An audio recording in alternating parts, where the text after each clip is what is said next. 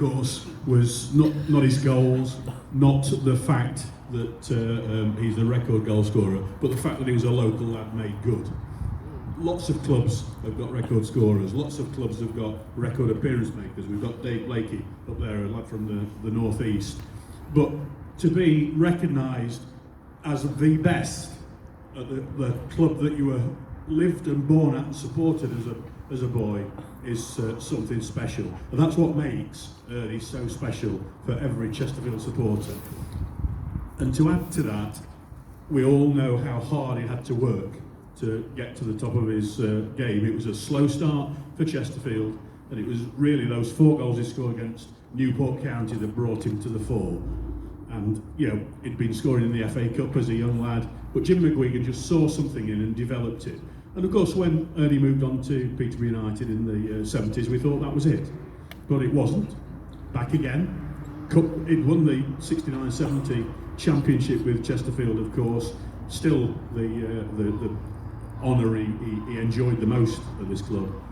He came back, was part of a great side, perhaps the greatest side I've seen at Chesterfield, that 80-81 side that won the Anglo-Scottish Cup, and he scored, of course, against Glasgow Rangers.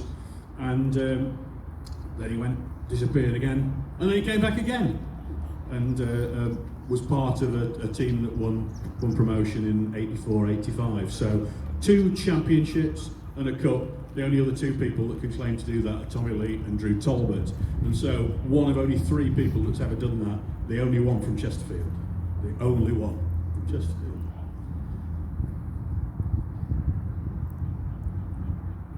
And the man was somebody to remember as well. And that was his greatest legacy, the person that he was. Ernie was.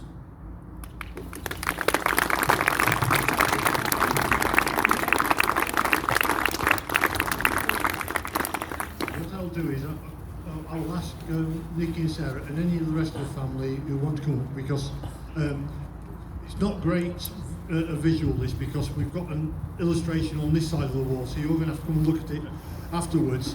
But I'm going to ask Ernie's family, particularly his daughters and grandchildren, to come up and unveil his picture on the Wall of Fame. And Phil, and Ernie will be the 15th player to appear on the Wall of Fame. The qualifications are 250 league games or 75 league goals. Ernie's done both of those. That's very unusual. And just to show how unusual it is, there are only 14 players still alive who would qualify to go onto the wall. So it's a small band of Spirites that are honoured on the Wall of Fame here. And Ernie will be next to Kevin Randall, the man who we formed a great partnership with here at Chesterfield and across the road at Mansfield Town as well. And Albert Phelan, another long-serving Spirite, is the player immediately before, and Jerry Sears. So there's 4 players who were all teammates in the mid-60s, all together there on the Hall of Fame. That level of loyalty for Chesterfield throughout the 60s and 70s, well, I'm sure we'll not see the likes of that again.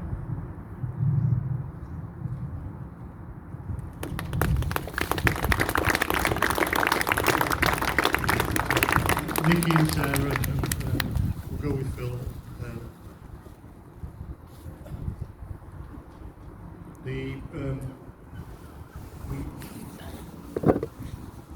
I've covered his image with a flag. It's covered with a scarf on this occasion, so I'll ask his 2 daughters.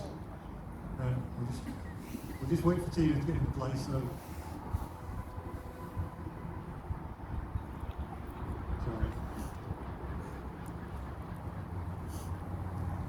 It is an image that family particularly.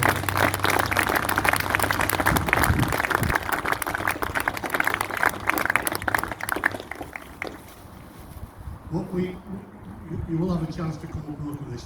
What I will announce tonight as well is that we do have an Ernie Moss room within the hub. It was one of the classrooms there.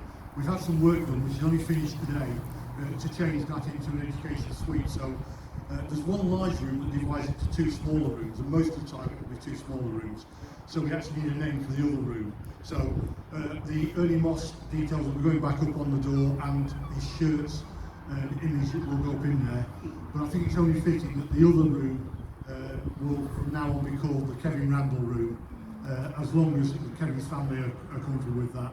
So we'll have Ernie and Kev together in the classrooms in the hub as well as on the wall here.